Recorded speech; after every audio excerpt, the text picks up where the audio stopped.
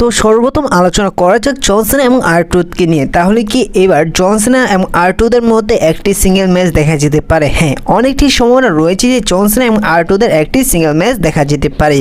আপনারা এবার যেমনটা জানেন যে এবার ব্যাকল্যাশ ভিউতে জন সিনা তার টাইটেলে ডিপেন্ড করছে রেইন ডটার এগেনস্টে, এমনকি বেটিং অডস অনুযায়ী জানা যাচ্ছে এবং এই বিষয়টা অনেকটি কনফার্ম যে রেইন ডটানকে জন সিনা তিনি হারিয়ে তার সাকসেসফুলভাবে আনডিসপিউটেড ইউনিভার্সাল চ্যাম্পিয়নশিপটি রিটার্ন করে নিবে। এমনকি এই মাসে ব্যাকল্যাশ ভিউর পর একটি Saturday night main event show হতে যাচ্ছে, জানা যাচ্ছে যে সে জায়গায় জন সিনাকে তার টাইটেলে ডিপেন্ড করতে দেখা যেতে পারে এবং সে জায়গায় জন সিনার অপোনেন্ট হিসেবে দেখা যেতে পারে আর-ট্রুথকে।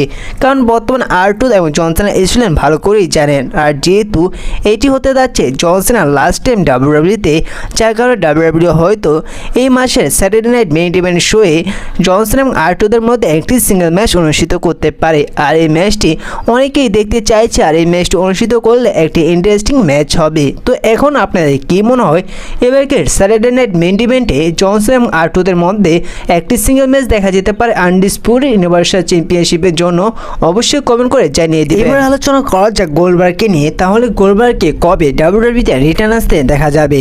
কিছু রিপোর্ট থেকে জানা যাচ্ছে যে এবার গোল্ডবার্গকে ব্যাকল্যাশ ভিউতে রিটার্ন আসতে দেখা যেতে পারে, কারণ এবার ব্যাকল্যাশ ভিউতে গুন্থার এবং প্যাট ম্যাকএফির মধ্যে একটি সিঙ্গেল ম্যাচ হচ্ছে এবং সে জায়গায় গুন্থার তিনি প্যাট ম্যাকএফিকে অনায়াসে হারিয়ে দিবে এবং গুন্থার প্যাট ম্যাকএফিকে হারিয়ে দেওয়ার পরও তিনি ভয়ঙ্করভাবে আক্রমণ চালু রাখবে প্যাট ম্যাকএফির উপর। ঠিক সেই সময় রিটার্ন আসতে দেখা যাবে গোল্ডবার্গকে। সে সময় গোল্ডবার্গকে এসে তিনি আক্রমণ করবে গুন্থারকে, যার কারণে সে জায়গা থেকে চালু হতে পারে গুন্থার এবং গোল্ডবার্গের একটি স্টোরিলাইন। তো আপনাদের এই বিষয়ে জানিয়ে দেই যে এবার ডাব্লিউডাব্লিউ সামারস্ল্যাম ভিউতে কিন্তু গুন্থার এবং গোল্ডবার্গের ম্যাচ অনুষ্ঠিত করবে, যার কারণে এত তাড়াতাড়ি ডাব্লিউডাব্লিউ গোল্ডবার্গকে রিটার্ন আসবে না, কারণ এবার ব্যাকল্যাশ ভিউর পর আরও কয়েকটি ভিউ দেখা যাবে, যার কারণে এত তাড়াতাড়ি ডাব্লিউডাব্লিউ গোল্ডবার্গকে রিটার্ন আসবে না। তো যতটুকু অনুমান করা যাচ্ছে যে সামারস্ল্যাম ভিউর আগের ভিউতে বা কয়েকদিন আগে ডাব্লিউডাব্লিউ গোল্ডবার্গকে রিটার্ন আনবে এবং রিটার্ন এসে তারপরে গুন্থার এবং গোল্ডবার্গকে স্টোরিলাইন চালু করে এদের ম্যাচটি অফিসিয়ালিভাবে কনফার্ম করবে সামারস্ল্যাম ভিউর জন্য। তো 50% সম্ভাবনা রাখা যায় যে এবার ব্যাকল্যাশ ভিউতে গোল্ডবার্গ রিটার্ন আসলেও আসতে পারে। তো আপনাদের কি মনে হয় এবার কি গোল্ডবার্গ রিটার্ন আসতে পারে এবার ব্যাকল্যাশ ভিউতে?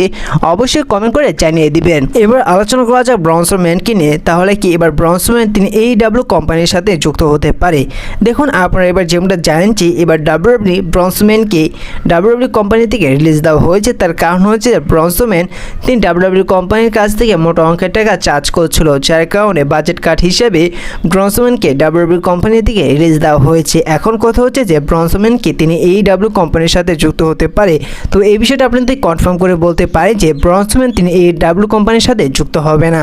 যদি AEW কোম্পানির সাথে ব্রন স্ট্রোম্যান যদি যুক্ত হতো তাহলে তিনি আরও আগেই যুক্ত হতো, কারণ আরও আগে কিন্তু ব্রন স্ট্রোম্যানের কন্ট্রাক্ট শেষ হয়ে গিয়েছিল ডাব্লিউডাব্লিউ কোম্পানির সাথে, কিন্তু সেই সময় ব্রন স্ট্রোম্যান তিনি কোনো কোম্পানির সাথে কন্ট্রাক্ট সাইন করেনি, তিনি বাসায় বসেছিল এই ডাব্লিউডাব্লিউ কোম্পানির সাথে কন্ট্রাক্ট সাইন করার জন্য। যদি সে সময় ব্রন স্ট্রোম্যান তিনি যদি এই ডাব্লিউ কোম্পানিতে যেতে চাইতো তিনি তাহলে যেতে পারতো। তার যার থেকে পরিষ্কার বোঝা যাচ্ছে যে আবার ব্রন স্ট্রোম্যানকে ডাব্লিউডাব্লিউতে রিটার্ন আসতে দেখা যাবে। সে সময় তিনি হয়তো মোটা অঙ্কের টাকা যেভাবে চার্জ করছিল তিনি নাও চার্জ করতে পারে, যার কারণে সমস্ত কিছু ব্রন স্ট্রোম্যান ডাব্লিউডাব্লিউ কোম্পানির সাথে মিট হয়ে গেল, তাকে আবার ডাব্লিউডাব্লিউ কোম্পানিতে ফিরে আসতে দেখা যেতে পারে। এবার আলোচনা করা যাক সেথ রলিন্সকে নিয়ে, ব্রন বেকারকে নিয়ে, স্যামি জিনকে নিয়ে, এমনকি CM পাঙ্ককে নিয়ে। তো বর্তমানে আপনারা যেমন দেখছেন যে বর্তমানে সেথ রলিন্স, ব্রন বেকার এই ডেঞ্জারাস অ্যালায়েন্সের সাথে অলরেডি স্টোরিলাইন চালু হয়ে গিয়েছে জে উসোর, স্যামি জিন, এমনকি CM পাঙ্কের, যার কারণে অনেকটি আপনারা কনফার্ম ধরে নিতে পারেন যে এবার 2025-এর মানি ইন দ্য ব্যাংক ভিউতে একটি ট্যাগ টিম ম্যাচ দেখা যেতে পারে। আর সে জায়গায় সেই ট্যাগ টিম ম্যাচটি সাধারণত দেখা যেতে পারে হয়তো CM পাঙ্ক, স্যামি জিন ভার্সেস সেথ রলিন্স এবং ব্রন বেকারের মধ্যে। এই ট্যাগ টিম ম্যাচটি এবার দেখা যেতে পারে এবং মানি ইন দ্য ব্যাংক ভিউতে।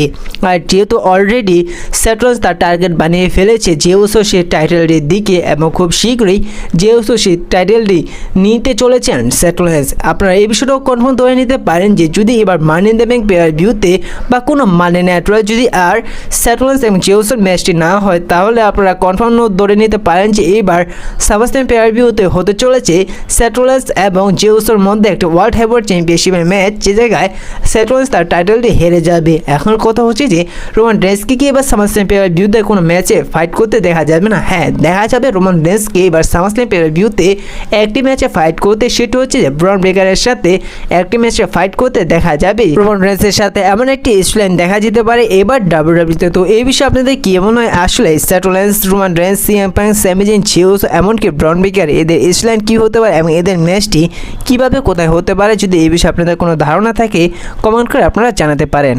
এবার আলোচনা করা হচ্ছে 2025 মানি ইন দ্য ব্যাংক পেপার-ভিউটি নিয়ে। তো 2025 মানি ইন দ্য ব্যাংকটি কে জিততে পারে? দেখুন, অনেকেই বলছে 2025 মানি ইন দ্য ব্যাংকটি লোগান পল জিততে পারে প্যান্টা, বা মানে বলা যায় যে অনেকেই নাম আসে, কিন্তু আপনারা এই বিষয়টা কনফার্ম ধরে নিতে পারেন যে 80% সেটি হচ্ছে যে এবার 2025 মানি ইন দ্য ব্যাংকটি জিততে পারে সেটি হচ্ছে ক্যারিয়ান ক্রস। দেখুন, বর্তমানে কিন্তু কিছুদিন ধরে ক্যারিয়ান ক্রসের নাম পুরো ডাব্লিউডাব্লিউতে মেনশন করছে, এমনকি মার্চেন্ডাইজ সেলে তিনি ক্যারিয়ান ক্রস তিনি নাম টপে রয়েছেন, যার কারণে বোঝা যাচ্ছে ডাব্লিউডাব্লিউ এবার ক্যারিয়ান ক্রসকে নিয়ে কিছু না কিছু করছে, কারণ এতদিন ক্যারিয়ান ক্রসকে যেভাবে ব্যবহার করছে যার কারণে বলা যায় যে এবার ক্যারিয়ান ক্রসের জন্য ডাব্লিউডাব্লিউ কিছু না কিছু প্ল্যান করছে। সেটি হচ্ছে এবার 2025 মানি ইন দ্য ব্যাংকটি উইনার হতে পারে ক্যারিয়ান ক্রস, যেভাবে এবার রেসলম্যানিয়াতে ক্যারিয়ান ক্রসকে দেখিয়েছে।